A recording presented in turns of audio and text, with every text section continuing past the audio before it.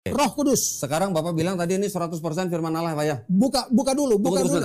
Saya ingin mengingatkan Bapak. 100%. 100%. Oke, Pak. Apa ini? Ini apa? Kitab suci Katolik. Saya tunggu sebentar, Pak. Bapak dengerin saya dulu. Kita ke sini Alkitab. Bapak dengerin saya dulu. Tidak, saya tidak akan bisa menerima. Oke. Saya sudah tutup kunci. Oke. Di luar Alkitab itu ini saya tidak akan terima. Bapaknya ya? aja. Oke. Ini enggak. 1 Yohanes 5 Jadi ayat kalau 7. Bapak bandingkan dengan ini, Saya baca, sama nggak isinya dengan Bapak? tidak benar. Buka 1 Yohanes. Saya tidak terima itu. Bapak buka 1 Yohanes. Ini. Iya, buka. Berani nggak Pak buka? Berani buka nggak? Loh, 1 Yohanes 5:7. 5:7. Buka. Berani dong. Makanya saya baca sama nggak? Orang kudus kok, anak Tuhan. Baca. Penipu kamu itu. Pembohong kamu itu. Baca sama. Enggak usah. Enggak, Bapak baca. Enggak bisa. Saya tidak akan setuju dengan Bapak pegang. Bapak enggak bisa. Bapak pegang. Itu kan Alkitab Katolik. Iya, Bapak pegang. Bapak pegang. Enggak usah. Bapak lihat. Saya tidak dengar itu. Saya baca. Anda usah, jangan berapologetika. Saya sudah baca. Oke, sekarang saya baca, Pak. Enggak usah baca itu. Makanya Bapak tolong dengarkan. Sama nggak dengan itu, Pak? Tidak. Nggak sama dengan itu. Tidak benar. Berarti tanpa Yesus mati juga toh? Iya. Terus berarti Yesus perlu disalib nggak? Yesus perlu dan tidak itu kemauan Allah. Tolong tanya. Tolong Pak tunjukin saya. Ya. Berarti Yesusnya pelin-pelan kalau gitu. Oh, kok pelin-pelan? Nah, sekarang Yesus bilang, kalau tidak bertobat nggak masuk surga. Di Roma 10:9, kalau kamu mengaku Yesus sebagai Tuhan dan Juru Selamat yang sudah dibangkitkan Allah, kamu selamat. Makanya beda apa sama, Pak? Makanya Bapak selamat dulu. Gak ngerti aku di mana si kepala orang ini ya. Nah, makanya beda apa sama ini? Bapak selamat dulu, baru belajar Alkitab, itu masuk pengetahuan kebenaran. Mau jadi pelayan Tuhan dengan menipu. Gini Pak, ayat-ayat itu membuat Bapak sendiri jadi bingung. Enggak, saya nggak bingung. Justru sekarang Bapak lagi bingung nih. Oh, dia selamat nggak? Siapanya selamat? Yang tadi yang orang yang lumpuh belum mati kan, Pak? Dia selamat nggak? Selamat kalau dia beriman. Berarti tanpa Yesus mati juga toh? Iya. Terus berarti Yesus perlu disalib nggak? Yesus perlu dan tidak itu kemauan Allah. Tolong tanya. Kasih Allah atas dunia ini sehingga dia mengaruniakan anak yang tunggal. Jelas dong. Disalibnya mana, Pak? Disalibnya mana? Sudah lah, itu salib itu adalah simbol dari hukuman bangsa Romawi. Ada salibnya nggak? Sudah. Enggak, jangan. Jangan itu. Jangan Pak, jangan gitu. Bapak jangan menafsirkan sendiri. Yohanes 3:16, di mana dia harus mati di atas kayu. Saya orang kudus. Bapak sudah bertobat belum? Sudah beres. Sudah bertobat. Sudah selesai. Sudah bertobat dari tidak.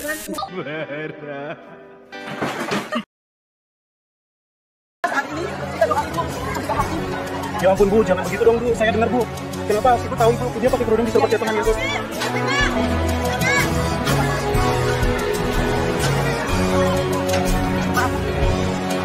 Apa yang dilakukan apologet muslim membahas keyakinan kalian adalah reaksi, bukan aksi. Selama kalian masih mengusik apa yang menjadi iman kami, keluar masuk kampung menjual agama kalian ke kami, maka selama itu pula kami akan hadapi, membedah apa yang kalian tawarkan sebagai bentuk perlawanan anasir-anasir penyesatan dan pemurtadan yang gentayangan dan kalian tebang. Assalamualaikum warahmatullahi wabarakatuh. Bismillahirrahmanirrahim. Sahabat Fakta Islam TV, semoga senantiasa terhibur dan tercerahkan saat menyimak video-video di channel dakwah ini. Bagi yang belum subscribe, bismillah, subscribe dulu untuk mendukung dakwah kami. Klik like dan aktifkan tanda loncengnya. Insya Allah Anda menjadi bagian dari gerakan melawan anasir-anasir penyesatan dan pemurtadan yang gentayangan di sekitar kita. Kali ini saya akan reaction perdebatan yang super sengit antara Kodonditan versus pendeta Christian. Ini lebih tepatnya kita sebut pendeta Sudahlah. Karena dari awal sampai akhir debat poin penting yang dia sampaikan hanya satu kata, sudahlah. Saking sengitnya sampai-sampai Kodondi minta pendeta ini agar tidak menyentuh fisik. Wow. Dan baru kali ini Kodonditan berhadapan dengan lawan debat yang paling aneh di permukaan bumi. Kenapa? Ngaku dirinya kudus, manusia kudus, dibimbing Roh Kudus. Bahkan selamat masuk surga dulu baru belajar teologi. Padahal semua yang waras pasti paham ya, bahwa orang memilih atau memahami dulu baru menentukan jalan keselamatan. Ya, bukan selamat masuk surga dulu baru belajar teologi. Ini terbalik ya, so pasti ya. Lebih menggelikan lagi, dia sangat takut kalau Bible-nya dibacakan oleh Kodondi. dia menghalangi sekuat tenaga agar Kodondi tidak membacakan Bible selain versi yang dipegang oleh si pendeta ini, ya. Malah dia nggak mau ketahuan berapa isi kitab yang ada di Bible-nya. Dia memaksa Kodondi untuk terus menerima doktrin keselamatan versi pendeta ini, tapi menolak ditunjukkan ayat Bible yang justru bertentangan dengan doktrin dia. Nah, yang luar biasa, Kodondi kok begitu sabar ya ngadepin tamu nggak jelas ini. Semoga Kodondi sehat walafiat, berdakwah di bidang kristologi yang menjadi keahliannya. Dan di part 1 ini, debat ini kami sajikan tema manusia bisa masuk surga dengan tobat, kenapa juga Yesus harus mati? Ini dia. Saya ingin Pak Kris menjelaskan kepada saya hubungan antara ajaran Yesus dan ajaran Paulus. Apakah ajaran keselamatannya Yesus dan Paulus ini sama atau tidak, Pak? Ya, sebentar, Pak ya. Di dalam Matius pasal 18 ayat 3, ketika Yesus ditanya siapa yang terbesar daripada di dalam kerajaan sorga, Yesus menjawab, Pak, ini pada saat Yesus masih hidup dan belum disalib. Lalu ia berkata, lalu berkata, aku berkata kepadamu, sesungguhnya jika kamu tidak bertobat dan menjadi seperti anak kecil ini, kamu tidak akan masuk ke dalam kerajaan sorga. Ya. Betul ya Pak ya? Ini dianggap sebagai perkataan Yesus. Saya ingin bertanya kepada Pak Kris, seandainya pada saat itu Yesus mengatakan hal ini, ada orang yang mendengar, bukan murid Yesus, ada orang yang mendengar, kemudian dia bertobat, kemudian besoknya dia mati, orang yang bertobat dan mati itu kira-kira menurut Pak Kris masuk surga, masuk neraka? Silakan. Kalau dalam konsep Alkitab, bertobat itu metanoia. Berubah pikiran. Yang bisa merubah pikiran manusia itu cuma satu, firman. Manusia dengan akal, dengan apapun tidak bisa merubah pikiran. Cuma satu-satunya firman. Yang bisa rubah itu firman. Jadi kalau dia bertobat dengan dia yakini percaya kepada firman yang tertulis, bahwa Yesus sudah mati hapus segala dosa, semua lunas dibayar, maka kalau dia percaya itu, otomatis status dia berubah, Pak. Ini pada saat Yesus belum disalib, Pak. Betul, Yesus punya kuasa. Sebelum disalib juga dia punya kuasa mengampuni dosa. Oke. Jadi seseorang yang bertobat itu artinya yang tadinya dia hidup dalam dosa, tapi sekarang dia sudah yakini bahwa Yesus mati hapus segala dosanya. Maka dengan demikian berarti dia sudah berubah pikiran. Mohon maaf Pak, saya potong Mas sebentar. Ya. Yesus mengatakan ini ketika Yesus belum disalib. Betul. Orang yang mendengar perkataan ini bertobat dan dia nggak tahu kalau Yesus harus mati di atas kayu salib menembus dosa dia. Pertanyaan saya, kalau orang mendengar Yesus ngomong begini, terus dia bertobat dengan segala yang Bapak bilang tadi apa metanoia atau apa, dia berubah pikiran, dia bertobat dari dosa dia, besoknya dia mati, orang itu masuk surga. Masuk surga karena dia sudah bertobat. Tapi Yesus belum disalib loh Pak. Buka Matius pasal 9. Oke. Jadi kalau seseorang bertobat, berarti dia kan percaya kepada firman atau pernyataan yang keluar dari Yesus. Itu berarti dia diampuni dan dia mati masuk surga. Nah, pertanyaan saya begini Pak. Kalau Bapak bilang orang yang bertobat itu yang kemudian besoknya dia mati, Bapak bilang dia masuk surga, saya setuju sama Bapak. Kita sejalan Pak. Oke. Tapi permasalahannya Yesus pada ngomong itu belum disalib. Betul. Belum disalib nih. Dia jadi, berkuasa. Pertanyaan saya. Jadi kalau gitu sebenarnya Yesus perlu disalib nggak buat orang yang mati itu? Urusan soal mati dan tidak. Bukan, itu perlu disalib atau tidak? Sebentar. Ya, saya mau jawab dulu yang pertama. Bahwa Yesus punya kuasa untuk mengampuni dosa. Walaupun belum dia mati di atas kayu salib. Sebelum dia mati di atas kayu salib juga, itu dia sudah berkata, dosamu sudah diampuni. Sebenarnya yang ditanyakan Kodondi tadi cukup jelas ya, bahwa kalau memang sebelum Yesus disalib pengampunan dosa sudah ada, terus orang sudah bisa masuk surga, kenapa Yesus masih disalib juga gitu loh? Artinya tanpa penyaliban tuh orang masuk surga juga, kenapa Yesus masih disalib? Itu loh maksudnya pertanyaan Kodondi. Tapi beberapa kali dijawab oleh pendeta ini, malah dia fokus pada soal Yesus kuasa mengampuni dosa. Ya, jadi ini agak salah sambung si pendetanya ini. Terus saya mau komentari soal doktrin atau klaim Kristen selalu mengatakan bahwa Yesus itu Tuhan karena dia kuasa mengampuni dosa. Nah, sekarang coba kita baca sahabat ya, seperti juga dikutip oleh pendeta tadi, perkataan Yesus bahwa dosamu telah diampuni. Kita bisa baca di Lukas pasal 5 ayat 20 ya. Ketika Yesus melihat iman mereka, berkatalah ia, "Hai saudara, dosamu telah diampuni." Nah, di sini perlu dipertanyakan apakah Yesus yang mengampuni dosa Atau Yesus hanya memberitakan bahwa dosamu telah diampuni? Karena di sini Yesus tidak mengatakan dosamu telah kuampuni. Kalau kuampuni berarti yang mengampuni adalah Yesus. Tapi karena mengatakan bahwa dosamu telah diampuni, kalimat pasif, maka bisa bermakna Yesus memberitakan, bukan Yesus sendiri yang mengampuni. Nah, sekarang coba kita baca di Yohanes 12:49. Ya, di situ jelas sekali Yesus mengatakan, sebab aku berkata-kata bukan dari diriku sendiri. Ya, jadi perkataan Yesus bukan dari dirinya Yesus, tetapi Bapa yang mengutus aku. Dialah yang memerintahkan aku untuk mengatakan apa yang harus aku katakan dan aku sampaikan. Jadi, di sini Yesus menyatakan dirinya bahwa perkataannya itu bukan dari dirinya, tetapi dari perkataan Bapa, sedangkan Yesus itu hanya perantara untuk menyampaikan. Silakan juga baca di Yohanes 17 ayat 8 ya, tentang firman yang diterima dari Bapa kemudian disampaikan kepada murid. Jadi Yesus ini bersifat hanya memberitakan atau menyampaikan. Jadi kalau mengatakan bahwa hai saudaraku, dosamu telah diampuni, kalau membaca Yohanes 12:49 ini nggak menunjukkan bahwa itu Yesus yang mengampuni, tetapi Yesus memberitakan bahwa dosanya orang itu diampuni. Jadi Yesus hanya perantara untuk menyampaikan itu, karena Bapa nggak langsung menyampaikan kepada orang itu, tapi melalui Yesus. Dan ini sudah beberapa kali saya sampaikan di berbagai konten di video ini ya. Jadi kalau Anda misalnya mau membantah, silakan, itu hak Anda. Bahwa Yesus yang mengampuni, ya silakan, itu hak Anda. Tetapi coba Anda jelaskan pernyataan Yesus di Yohanes 12:49. Bahwa Yesus berkata itu bukan dari dirinya sendiri, tapi dia hanya menyampaikan pesan dari Bapa. Kalau begitu yang mengampuni siapa? Yesus atau Bapa? Nah, silakan dinalar. Ya, terus? Nah, yang kedua adalah dengan matinya Yesus di atas kayu salib, bagaimana dengan dosa yang lain? Ya, dosa tadi. Seorang penjahat yang di kayu salib, ketika itu dia penjahat. Dia berkata kepada Tuhan Yesus, ingatlah akan aku jika engkau datang sebagai raja. Yang seorang mencela, yang seorang memberikan pernyataan yang luar biasa. Jika engkau datang sebagai raja, ingatlah akan aku. Jawaban Tuhan Yesus, hari ini juga engkau bersama-sama dengan aku di Firdaus. Apa artinya itu? Kejahatannya begitu luar biasa, tapi terbukti. Pernyataan yang singkat, simpel, sederhana. Yesus langsung mengeluarkan satu pernyataan yang sangat-sangat luar biasa.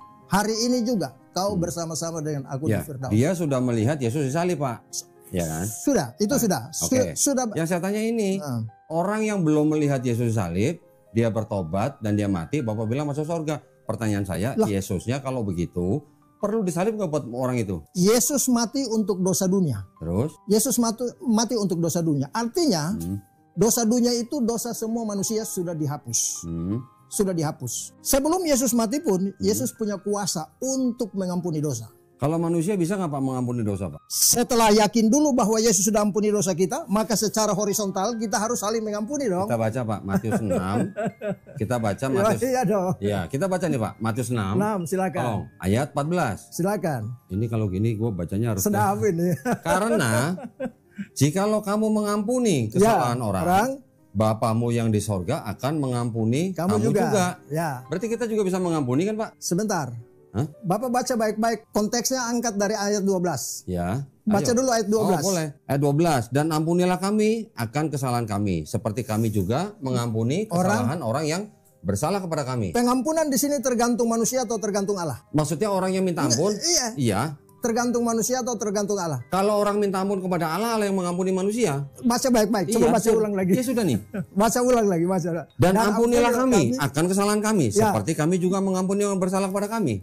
Pengampunan di Matius 6:12 ini tergantung kepada apa yang dia minta. Iya. Ataukah tergantung kepada dia mengampuni sesama baru diampuni? Loh, orang ini Pak, kita baca ulang nih Pak ya. Iya, baca dulu. Orang doa ini mengajarkan supaya kita minta ampun kepada Bapa Allah ya, seperti kami juga mengampuni orang lain. Nah, makanya saya tanya, pengampunan yang orang tadi minta itu tergantung kepada apa yang dia minta dari Allah atau tergantung daripada dia mengampuni sesama? Orang yang mengampuni orang lain, dosanya juga akan diampuni Bapa. Berarti, itu kan Pak? Berarti Berarti doa Bapa kami Matius 6:12 itu pengampunan tergantung manusia. Kalau dia mengampuni orang lain. Iya, ya justru Iya. itu. Makanya Jadi kalau ayat Bapak bersalah kepada saya, ayat 14-15 saya itu mengampuni Bapak, saya ayat akan diampuni Bapak. jadi Nah, terus? sudah pas ayat 14-15 itu penjelasan dari ayat 12. Iya. Jadi Bapak. kalau kita mengampuni ya, orang harus lain, konteksnya, jangan lepas konteks. oke, saya akan pakai konteks, Pak. Kalau saya mengampuni dosa Bapak, dosa saya diampuni Bapak nggak? Sudah. Sudah. Sekarang orang yang mati itu, yang bertobat itu, dia masuk surga seperti kata Pak Kris. Semua mati. Yesusnya Masuk belum surga. disalib, Pak. Hah? Yesusnya belum disalib. Oh, Yesus kan tadi saya bilang, Iya. Yesus Matius 9 ayat yang kedua bilang, Iya. dosamu sudah diampuni. Iya. Apakah orang- Yesus nggak bisa ampuni? Bukan. Pertanyaan saya, berarti Yesus perlu mati nggak buat orang yang bertobat itu?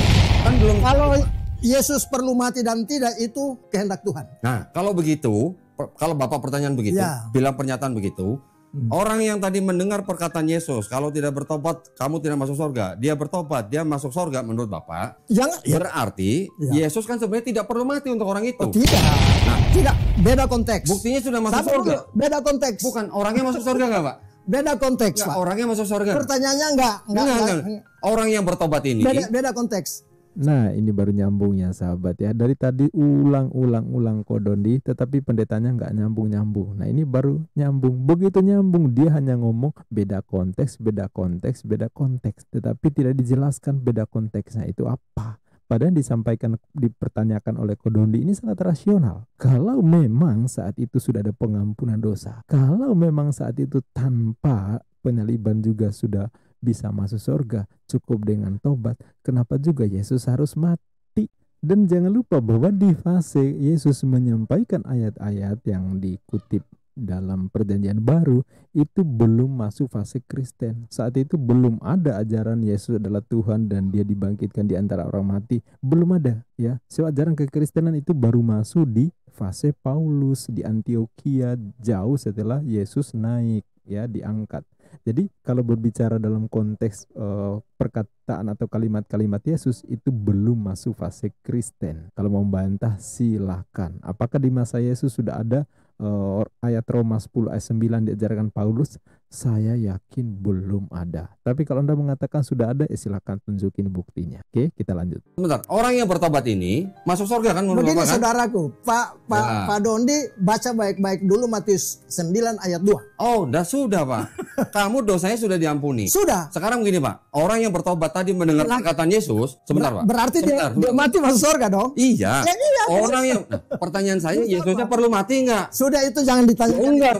Pertanyaan saya, Yesusnya perlu mati nggak? Sudah, itu jangan ditanya. Enggak. Sudah, itu jangan ditanya. Saya harus bertanya. Karena orang bisa mati dan dia masuk surga tanpa Yesus disalib. Orang itu bertobat dan tidak mempengaruhi karya Allah untuk dosa dunia dihapus. Bagaimana Yesus bisa menjadi juru selamat kalau menyelamatkan dirinya dari salib saja nggak bisa? Saya ditanya orang, apakah Yesus juru selamat? Iya. Kalau begitu kenapa nggak bisa menyelamatkan diri dari salib? Ya karena dia nggak mau. Kenapa nggak mau? Karena kalau dia mau selamat nggak usah datang. Kan tujuan datang untuk mati. Kalau dia menyelamatkan diri nggak jadi mati. Ya, jadi saudaraku muslim, seperti apa doktrin kekristenan? Ya, seperti yang dipresentasikan oleh pendeta Esra Soru ini, bahwa Tuhan yang mereka imani, Yesus Kristus, datang ke dunia untuk mati. Tuhan datang untuk mati. Kalau dia menyelamatkan diri, itu berarti kematiannya gagal. Sementara dia datang untuk mati. Silakan dinalar. Kalau Bapak bicara begitu, berarti sebenarnya Yesus tidak perlu disalib untuk orang itu. Kalau Bapak bilang itu karya Allah, tunjukin ke saya Pak. Karya Allahnya di mana? Maksudnya perintahnya, rencananya, pelaksananya dari mana? Di dalam 1 Timotius 1 ayat 15. Kata Yesus Pak, saya minta. Kan tadi saya bilang, pisahkan ajaran Yesus dan ajaran Paulus. Ya. Yesus bilang bertobat. Paulus bilang, kalau kamu mulutmu mengaku Yesus sebagai Tuhan dan Juru Selamat, baru kamu selamat. Di mana ayat itu? Roma 10 ayat 9. Ya. Saya baca. Bapak boleh pegang. Oh ya, bisa. Bisa. Roma 10 ayat 9. Tolong bacain aja. Sebab jika kamu mengaku dengan mulutmu bahwa Yesus adalah Tuhan dan percaya dalam hatimu bahwa Allah telah membangkitkan dia dari antara orang mati, maka kamu akan diselamatkan. Nah, itu ajaran Paulus bukan, Pak? Ini bukan ajaran Paulus, itu mengajarkan firman Tuhan. Enggak, ini ajaran siapa, Pak? Ayat ini. Roh Kudus, ilham Roh Kudus yang disampaikan lewat Paulus untuk ditulis. Gini, Pak, kalau sebentar. Ini Bapak ilham, mau klaim ilham. Roh Kudus? Roh Kudus. Oke, ini Alkitab ini ditulis atas dorongan Roh Kudus. Oke. Bukan manusia. Ini perkataan siapa, Pak? Dianggap perkataan siapa? Firman Tuhan. Enggak, itu dianggap perkataan siapa? Roh Kudus sama dengan Jadi Kristus. bukan Paulus. Paulus itu adalah perantara. Oke, jadi perkataan Atas Paulus bukan. dorongan 2 Petrus 1. Saya nggak nanya inspirasi siapa, Pak. 2 Petrus 1 ayat 22, 20, 21, 22. Saya nggak nanya inspirasi siapa. Ini perkataan siapa? Paulus berbicara atas nama, Ini Paulus, atas ya? nama Roh Oke, Kudus. Paulus. Iya, jadi lihat sendiri ya bagaimana pendeta ini berusaha untuk mau mengatakan bahwa ini bukan perkataan Paulus, tapi ini firman Allah. Sedangkan Paulus itu hanya menyampaikan berdasarkan firman Allah. Ilham roh seperti itu yang biasa mereka katakan. Betul nggak seperti itu? Coba kita periksa pernyataan Paulus sendiri di 2 Korintus pasal 11 ayat 17. Di sini jelas-jelas disebutkan, apa yang aku katakan. Aku mengatakan bukan sebagai seorang yang berkata berdasarkan firman Tuhan, melainkan sebagai orang yang bodoh, yang berkeyakinan bahwa ia boleh bermegah. Paulus sendiri mengaku apa yang ia katakan itu bukan berdasarkan firman Tuhan. Terus pendeta Kristen ini menyebut bahwa apa yang disampaikan Paulus itu firman Tuhan, firman Allah, ilham roh. Mana yang benar? Paulus atau pendeta Kristen ini? Silakan Anda bandingkan sendiri. Paulus. Kalau Matius 18 ayat 3 perkataan siapa, Pak? Sama. Perkataan siapa? Itu perkataan firman. Firman siapa? Ya tadi yang sudah Enggak, dibaca. yang berkata siapa? Matius 18:3. Ya tadi kan yang sudah dibaca toh. Iya, siapa? Perkataan siapa? Loh itu kan Tuhan Yesus toh. Yesus yang ngomong. Ya. Nah, sama nggak, Pak? Kalau nggak bertobat, kamu nggak masuk surga. Kalau nggak mengaku Yesus Tuhan dan Juru Saya Selamat, tanya dulu. kamu selamat. Paulus diberi kuasa oleh Tuhan. Lebih kuasa siapa? Paulus diberi kuasa. Roh Kudus dikaruniakan kepada Rasul Paulus. Jadi Paulus lebih kuasa dari. Paulus menerima mandat itu dari Yesus. Oke. Terus Jadi kalau dia- menerima mandat dari Yesus, Dia berbicara firman ini Uh-huh. itu berdasarkan mandat. Dia tidak sembarangan berbicara. Oke. Dia menyampaikan apa yang dia dengar, oke, apa yang dia lihat, itu yang dia sampaikan di sini. oke. Jadi Kalau nggak- begitu, berarti kalau Paulus menerima inspirasi dari Yesus atau Roh Kudus. Nah, kita kembali ke Sebentar, Pak. konteks. Sebentar. Saya lagi bicara nih, Pak. Nah, jadi kalau Bapak bilang ini adalah inspirasi Roh Kudus, Jelas. yang berbicara sebentar, Pak. Ilham Ya, Roh tolong dengerin saya, Pak. Ya. Kalau Bapak bilang ini inspirasi Roh Kudus yang dikatakan oleh lewat Paulus, dan Bapak bilang Paulus menerima kuasa dari Yesus, Ya. berarti Yesusnya pelin-pelan kalau gitu. Oh, kok pelin-pelan? Nah, sekarang Yesus bilang kalau tidak bertobat nggak masuk surga. Di Roma 10:9, kalau kamu mengaku Yesus sebagai Tuhan dan Juru Selamat yang sudah dibangkitkan Allah, kamu selamat. Makanya Beda apa sama, Pak? Bapak selamat dulu. Gak ngerti aku di mana si kepala orang ini ya. Nah, makanya beda apa sama ini? Bapak selamat dulu, baru belajar Alkitab, itu masuk pengetahuan kebenaran.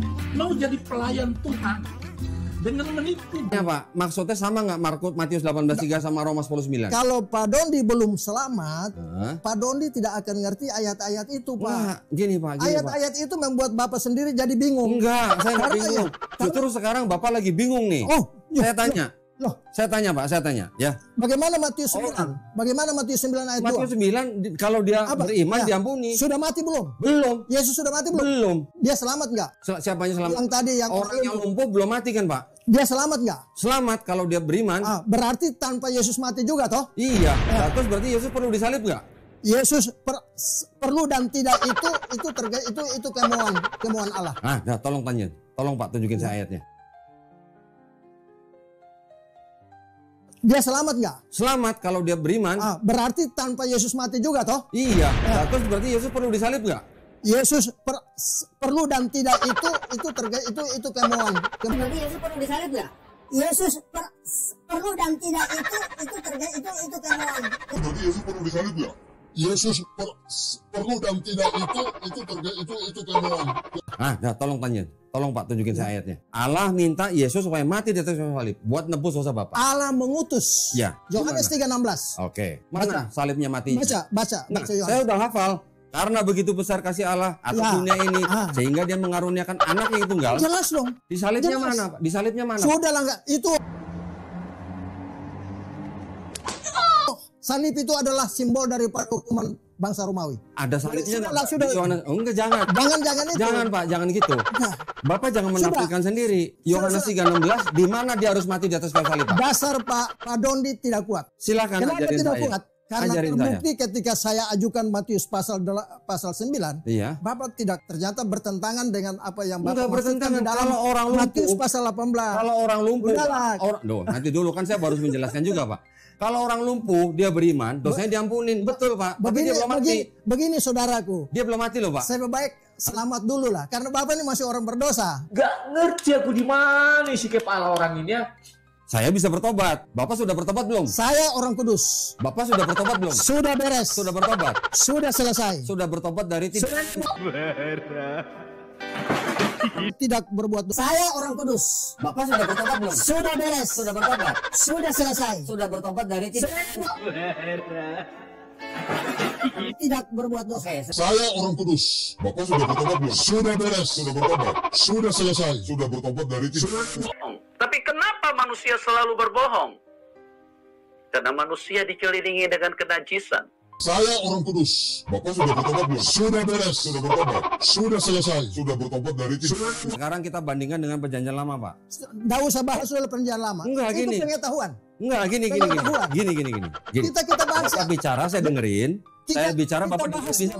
Ini dari sini saja. Oke, karena yang Bapak tunjukkan di sini, ini semua perkataan Paulus. Jangan Pak Dondi. Ini perkataan Paulus Pak lagi. Dondi belum percaya, jadi belum Memang bisa saya tidak mengerti percaya, apa. Pak. Buka 2 Korintus 3. Ayo silakan buka. Buka 2 Korintus. Perkataan siapa, Pak? Yesus atau Paulus? Oh, pokoknya itu firman Allah. Itu signifikanmu apa setelah ketemu langsung muka dan Tuhan Yesus? Penipu kamu itu.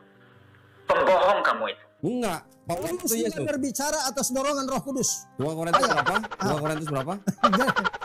2 Petrus. Oh, 2 Petrus. Tadi Bapak beda. Bukan 2 Korintus 3. Oh, 2 Korintus. 2 Korintus 3. Ayat 14. Oke, perkataan siapa nih, Pak? Firman Allah adalah ilham Allah. Pak, saya nanya inspirasi atau bukan? Roh Kudus berbicara atas Roh Kudus menyampaikan firman Allah kepada rasul-rasulnya untuk menyampaikan 2 kepada Korintus 3 manusia. berapa, Pak? Ayat 14-15. 2 Korintus 3 Ayat 14-15. 14-15. Tetapi pikiran mereka telah menjadi tumpul. Sebab sampai pada hari ini selubung itu masih tetap menyelubungi mereka. Jika mereka membaca perjanjian lama itu tanpa disingkapkan, karena hanya Kristus saja yang dapat menyingkapkan, bahkan sampai pada hari ini setiap kali mereka membaca kitab Musa ada selubung yang menutupi hati mereka. Kalau Bapak sudah memiliki Roh Kristus, baru Bapak ngerti Alkitab ini, Pak. Selama Bapak dengar dulu, selama Bapak selubung belum diangkat, belum percaya pada Yesus, sampai ayam tumbuh gigi pun Bapak tidak akan bisa mengerti Alkitab. Oke, saya tanya sekali lagi, Pak. Ini perkataan siapa? Firman Allah. Ini ilham. Saya tidak nanya ilham atau inspirasi, Pak. Tertulis kan? Ini tulisan siapa, Pak? 1 Korintus, 2 Korintus. Ini firman Allah, ilham Allah kepada Rasul Paulus. Berarti ini perkataan Paulus, Pak, ya? Kepada jemaat di Korintus. Iya, berarti perkataan Paulus ya? Ilham Allah. Iya, perkataan Paulus. Ilham Allah lewat Paulus. Oke, berarti perkataan Paulus. Bukan perkataan Paulus. Ini perkataan Roh Kudus. Tulisan Paulus. Roh Kudus. Tulisan Paulus. Boleh ditulis karena Roh Kudus menyampaikan firman dan ditulis oleh. Berarti perkataan Paulus ya, Pak? Perkataan firman Allah. Oke. Roh Kudus. Sekarang Bapak bilang tadi ini 100% firman Allah, Pak ya? Buka dulu. Saya ingin mengingatkan Bapak. 100%. 100%. Oke, Pak. Sebentar, Pak. Oke, supaya tidak lama-lama ya, Pak ya. Oke, silakan. Kan menarik ini. Iya, ini sangat menarik, Pak. Apa ini? Ini apa? Kitab Suci Katolik. Saya tunggu sebentar, Pak. Bapak dengerin aja dulu. Kita ke sini Alkitab. Bapak dengerin saya dulu. Tidak, saya tidak akan bisa mencari. Saya sudah tutup kunci. Di luar Alkitab itu ini saya tidak akan terima. Bapak buka dulu 1 Yohanes 5 ayat 7. Ini yang punya Bapak pegang, Bapak baca. 1 Yohanes 5 ayat 7. Ayat 7. Oke. Pertanyaannya hubungan dengan Buka dulu, Pak. Baca dulu, Pak. Aduh, bro. Ayo, buka dulu. Pak Dondi. Ayo, sama nggak dengan ini, Pak? Bapak. Sama nggak dengan ini? Saya 1 Yohanes 5 ayat 7. Bapak boleh baca banyak buku, tapi saya hanya berpedoman pada satu buku. Yang ini aja. Ini saja. Ini aja. Oke. Ini enggak. 1 Yohanes 5 ayat 7. Bapak bandingkan dengan ini. Saya baca, sama nggak isinya dengan Bapak? Tidak benar. Saya baca, Bapak sama nggak isinya? Saya bilang tidak benar. Buka 1 Yohanes 5. Saya tidak terima itu. Bapak buka 1 Yohanes 5 ayat 7. Ini. Iya, buka. Berani nggak Pak buka? Berani buka nggak? Loh, 1 Yohanes 5 ayat 7. Buka. Berani dong. Makanya saya baca sama nggak? Orang kudus kok, anak Tuhan. Baca. Penipu kamu itu. Pembohong kamu itu. Pak, Bapak kan masih ada selubung di mata. saya baca belum sama nggak dengan percaya. itu? Saya baca sama nggak dengan itu? Sebab ada 3 yang Ya. memberi kesaksian di dalam sorga, Bapa, Firman, dan Roh Kudus, dan ketiganya adalah satu. Pertanyaannya apa? Saya baca sama. Enggak usah. Enggak, Bapak baca. Enggak bisa. Saya tidak akan setuju dengan Bapak pegang. Bapak enggak bisa. Bapak pegang. Itu kan Alkitab Katolik. Iya, Bapak Bukan pegang. saya. Bapak pegang. Enggak usah. Bapak lihat. Saya tidak dengar itu. Saya baca. Anda usah, jangan berapologetika lah. Oh. Enggak usah. Jangan lari ke situ. Jangan alihkan. Bahas dari ayat ini saja. Kan iya itu Enggak, makanya. Sekarang saya minta Sudah, Bapak enggak buka. usah, Enggak mau. jangan. Bapak enggak mau buka. Saya sudah baca. Oke, sekarang saya baca, Pak. Enggak usah baca itu. Makanya Bapak tolong dengarkan. Enggak bisa. Sama enggak dengan itu, Pak? Tidak. Enggak sama dengan itu. Tidak benar. Tidak benar. Di luar Alkitab yang Oke. sudah tertulis tadi. Sekarang saya tanya. Wahyu 1 ayat Oke, 3. sekarang saya tanya. Kitab Bapak yang itu ada berapa kitab, Pak? Sudahlah. Enggak, saya tanya Itu berapa kitab? pengetahuan. Enggak berapa kitab? Pengetahuan. Berapa kitab, Pak? Bapak selamat dulu deh. Tahu enggak, Pak, berapa kitab? Bapak belum selamat. Enggak, selamat Bagaimana itu Bapak nanti. mau mengerti Selamat Alkitab? itu nanti, Pak. Sekarang saya tanya, itu ada isi berapa kitab, Pak? Enggak, selamat dulu lah. Nah, Bapak tahu atau enggak? Kalau berapa kitab itu masuk dalam poin yang Ya kedua. sudah, Bapak sebagai pendeta, Bapak sebagai pendeta, saya tanya itu ada berapa kitab, Pak? Sudahlah. Lu enggak kenapa sudah lah? Iya, jadi kocak banget ya. Kocak banget ya. Pendeta Kristen ini hanya mampu berargumen sudahlah ya. Dia nggak mau dikomparasikan antara keyakinannya dengan yang ada di kitabnya. Dan dari awal sampai akhir kalau kita perhatikan, hampir semua ayat yang dia bawa itu dari surat-surat Paulus. Tidak satu pun yang dia kutip dari sabda Yesus. Kalaupun menyinggung doa Bapa kami tadi ya, itu karena pertanyaan Kodondi. Begitupun menyinggung Yohanes 3:16, itu kan juga bukan perkataan Yesus. Nah, kocaknya menyikapi ayat andalan Kristen yaitu Roma 10 ayat 9 dari surat-surat Paulus ya, dikomparasikan dengan perkataan Yesus di Matius pasal 18 ayat 3 tentang syarat keselamatan yang berbeda antara Paulus dan Yesus. Pendeta ini memilih sudahlah, malah meminta Dondi selamat dulu baru paham. Maka satu kata untuk pendeta ini, sudahlah. Oke sahabat, reaction kita insya Allah akan dilanjut di part 2 yang tentu jauh lebih sengit lagi.